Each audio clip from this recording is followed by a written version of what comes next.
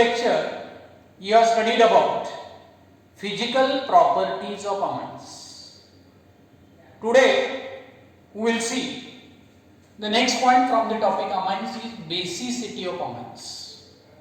या amines हे basic in nature का आहेत त्याचं reason आपल्याला यामध्ये पाहायचं आहे.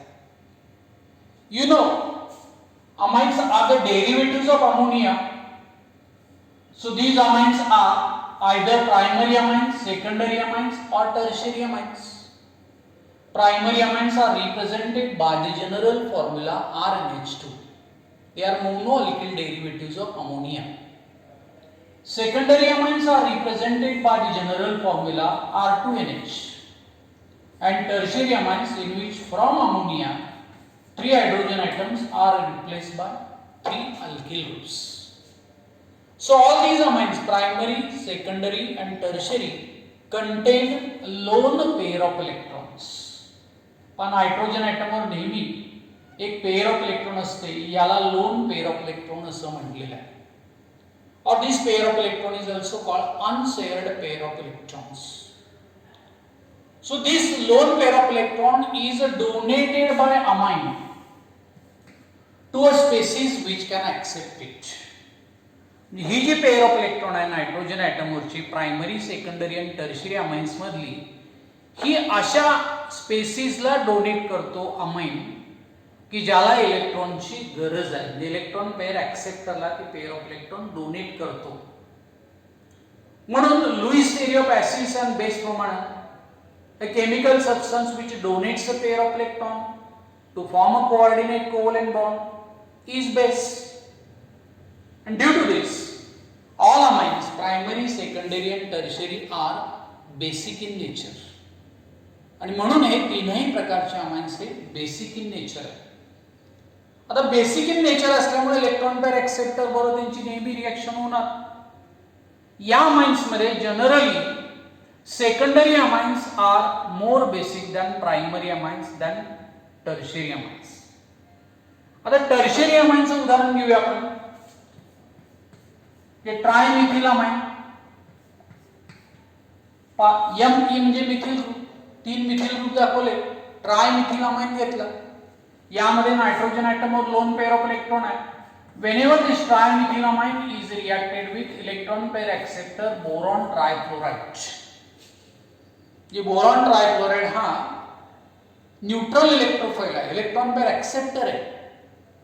याच्यावरून ट्रायमिथिल अमाइन या वीक बेसची रिएक्शन जर झाली तर हा नायट्रोजन ही lone pair of electron boron ट्रायफ्लोराइडला देतो आणि यापासून जो कंपाऊंड तयार होणार आहे तो कंपाऊंड असा असेल का, Me3 नायट्रोजनने पेअर ऑफ इलेक्ट्रॉन दिल्यामुळे याच्यावर चार्ज झाला पॉझिटिव्ह आणि BF3 मायनस.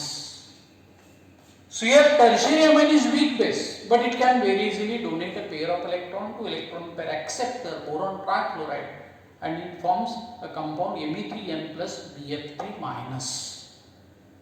म्हणजे amines हे basic in nature. Now this basic strength of amines is expressed quantitatively in the form of Kb and pKb. या ज्या Kb व्हॅल्यूज आहेत आणि pKb व्हॅल्यूज आहेत याच्यावर आधारित बेसिक स्ट्रेंथ या अमाइनची डिपेंड आहे. तर according to Lowry Bronsted concept, तुम्ही लॉरी ब्रॉन्स्टेड कन्सेप्ट सुद्धा शिकलेला.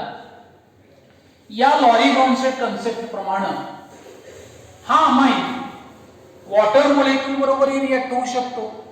So according to Lowry Bronsted concept the basic nature of amines is explained by writing the equilibrium. तर टर्शियरी अमाइनचा फंक्शनल ग्रुप आपण घेतला. Nitrogen item दाखवला, याच्यावर लोन पेअर ऑफ इलेक्ट्रॉन आहे. whenever this nitrogen is reacted with water, water हा acid बरोबर react झाला तर बेस असतो आणि बेस बरोबर रिएक्ट झाला तर ऍसिड असतो. म्हणजे हा वॉटर या बेस बरोबर यामध्ये रिएक्ट होतोय. अमाइन मध्ये नायट्रोजन ॲटम वर पेअर ऑफ इलेक्ट्रॉन असल्यामुळे हा अमाइन लॉरी ब्रॉन्स्टेड बेस झाला आणि यामध्ये इक्विलिब्रियम कंडिशन मेंटेन होणार. रिव्हर्सिबल एरोज दाखवली. So this tertiary amine accepts proton from water. हा ज्यावरती प्रोटॉन ऍक्सेप्ट करून घेतो हा लॉरी ब्रॉन्स्टेड बेस झाला. आणि जर याने प्रोटॉन ऍक्सेप्ट केलेला असेल तर नायट्रोजन ॲटम हा डेफिशियंट होणार. या नायट्रोजन ॲटमवर पॉझिटिव्ह चार्ज झालेला असेल आणि H2 मधला मग OH मायनस आयन हा सेपरेट होणार. It is protonated tertiary amine and OH minus ion. Equilibrium condition maintained झाली. Now this protonated tertiary amine contains tertiary amine. Tertiary amine is a base. OH minus ion is also base. But OH minus ion is stronger than amine. हा जो OH minus ion तो amine पेक्षा stronger आहे. So as OH minus ion is stronger base than amine, so stronger base in this equilibrium shifts to the right hand side. हा OH minus ion पुन्हा याच्यामधला proton accept करणार आणि equilibrium is shifted to the right hand side. कारण याची strength जास्त आहे, tertiary अमाइनची strength कमी आहे.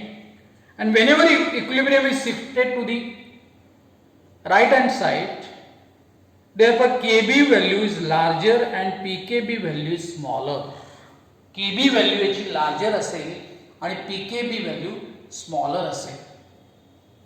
OH मायनस आयननी प्रोटॉन ऍक्सेप्ट केला आणि इक्विलिब्रियम इकडे शिफ्ट झाला म्हणून Kb value is larger and Pkb value is smaller.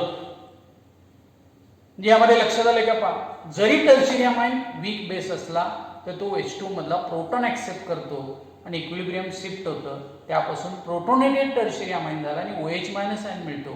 OH minus ion is stronger base. It accepts proton from protonated tertiary amine आणि इक्विलिब्रियम इज शिफ्टेड. आणि म्हणून Kb value is larger झाली, यामध्ये Pkb value is smaller. लक्षात आले का पहा तुमच्या.